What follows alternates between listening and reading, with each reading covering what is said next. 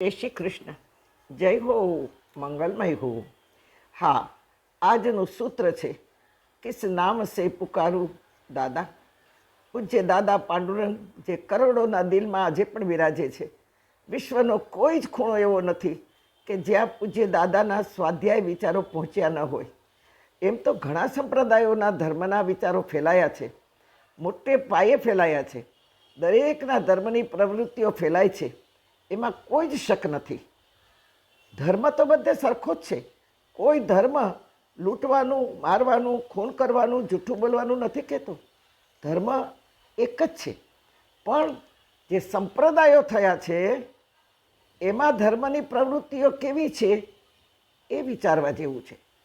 સંપ્રદાયનો અર્થ થાય છે સમ્યક પ્રદાન કરે તે જ સંપ્રદાય. સંસ્થાનો અર્થ છે સંસ્કારની સ્થાપના કરે તે જ સંસ્થા કહેવાય, બાકી તો બધી ક્લબો. હા, ધર્મ પ્રવૃત્તિઓ બધે ફેલાઈ રહી છે, એમાં કોઈ શક નથી. પણ પૂજ્ય દાદાએ ઘરના ટિકિટ ભાડે પોતાનું ટિફિન લઈને અમને ઘરે ઘરે પહોંચવાનું કહ્યું. કોઈને સુધારવાના નાદમાં નહીં પડતા, સ્વયં સુધરવાનું છે એ સમજીને જજો. ભગવદ્ ગીતા તેથી કહે છે, અભ્યાસે સમર્થોસી મત્કર્મ પરમો ભવ મદર્થ મપી કર્માણી કુર્વન સિદ્ધિ મવાપ્સ્યસી.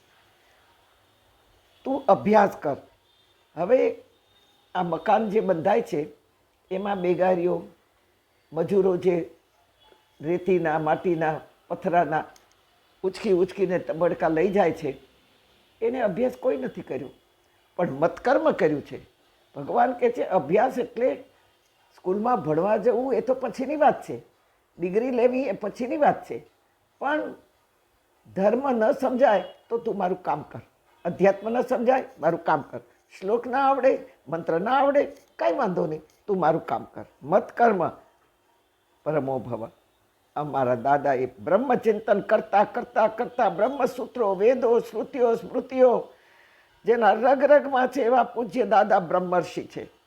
બ્રહ્મર્ષિઓ થઈ ગયા હતા તો હતા જ, પણ આજે બ્રહ્મર્ષિના રૂપમાં બ્રહ્મને જાણનાર, બ્રહ્મ સુધી પહોંચનાર, અમને બધાને બ્રહ્મ સુધી લઈ જનાર કોઈ છે તો બ્રહ્મર્ષિ દાદામાં બ્રહ્મર્ષિ સમાઈ ગયા છે. બ્રહ્મને આત્મસાત કરી બ્રહ્મ જ્ઞાનને સરળ ભાષામાં અવતરણ કરનાર આધુનિક વ્યાસ રૂપે મહર્ષિ છે. મહાન ઋષિ એટલે મહર્ષિ વ્યાસ. ગામડે ગામડે ગીતા પહોંચાડી સામાન્ય માનવીને અસ્મિતાભર જીવાડનાર દાદા રાજર્ષિ છે. તું બેબસ નથી, તું લાચાર નથી, તું ઋષિપુત્ર છો. ઉઠ, ઉભો થા. તસ્માત ત્વમ ઉત્તિષ્ઠ, ઉઠ. યોગેશ્વર કૃષિ જેવી યોજનાને સફળતા દેનાર કલયુગના કશ્યપ છે. હા, કશ્યપે દાણા વાવતા શીખવ્યું અને વિશ્વામિત્રે એ દાણાને માનવ સુધી પહોંચાડી ખાતા શીખવ્યું અને પશુઓને, પંખીડાઓને મારતા છોડાવ્યા. હા, દાદા આધુનિક યુગના કશ્યપ છે. ભૃગુ ઋષિની ધર્મ પ્રચાર પ્રવૃત્તિને વેગ દેનાર દાદા આધુનિક ભૃગુ ઋષિ છે.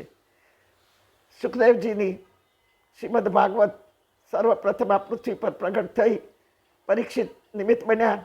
હજારોની સંખ્યામાં ગંગાજીનો કિનારો ભરચક ભરાઈ ગયો છે. એમાં નારદજી પણ શ્રવણ કરનાર હતા. કથા સમાપ્ત થઈ નારદજી દોડ્યા સીધા ભૃગુને આશ્રમે. ભૃગુ ઋષિનો આશ્રમ હતો ગંગાજીના કિનારે. ભૃગુને કહ્યું, ઉઠો મહારાજ, ઉઠો, ચલો બહાર નીકળો.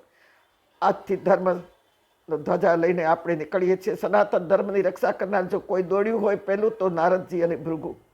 અને એ જ ભૃગુની પ્રવૃત્તિ સ્થાપક કરવા બન્યા ભગવાનને લઈને એ પૂજ્ય દાદા. ભગવાન યોગેશ્વરને, એના નામને, કાર્યને કોઈ જાણતું નહોતું, પરંતુ પૂજ્ય દાદાએ જેમ વિશ્વામિત્રે માં ગાયત્રીને પૃથ્વી પર પ્રગટ કર્યા તેમ યોગેશ્વરને પૃથ્વી પર ઉતારી કરોડો કરોડો ઘરમાં પૂજ્ય દાદાએ યોગેશ્વરને પ્રગટ કર્યા. પૂજ્ય દાદા વિશ્વના મિત્ર બન્યા, વિશ્વામિત્રની જેમ જ. એટલું જ નહીં, માનવ જીવનને સુરીલું, સંગીતમય બનાવવા ગીતા, ભાગવત, ધર્મમય ભજનોની અમારા જેવા પાસે રચના કરાવી. જપનો મહિમા વધારનાર ભક્ત શિરોમણી પણ દાદામાં જ સમાયા છે. હા, તમામ ભક્તોના સદ્ગુણો, તમામ ઋષિઓના સદ્ગુણોના પુષ્પો પૂજ્ય દાદાના જીવનની ક્યારીમાં મહેકી રહ્યા છે આજે પણ. પ્રભુ પૂજ્ય દાદા, આપ પાણીનું વ્યાકરણ છો તો વ્યાસની વિચારધારા છો, કશ્યપનું વાણિજ્ય છો, ભૃગુની ધર્મયાત્રાનું આપ અનોખું દર્શન છો. પ્રભુ કાર્યમાં દોડતા લોકોને શીખવ્યા, તમામ ભજનોના શબ્દ બ્રહ્મને માનવોને સમજાવ્યા, સંભળાવ્યા. પૂજ્ય દાદા પ્રભુના રૂપમાં જાણે સત્ય જેમ ટોપી પહેરીને સંત પ્રક્રિયા હોય એવી અનુભૂતિ કરાવી રહ્યા છે. હું શું નામ દઉં દાદા? આપ ન મળ્યા હોત તો અમારા જેવા એકલતામાં લોકો કઈ રીતે જીવી શકતે? મને તો આપે તમે જ જીવાડી છે. આપ ન હોત એ પ્રશ્ન આજે પણ ધ્રુજાવી જાય છે. દાદા કોટી કોટી પ્રણામ.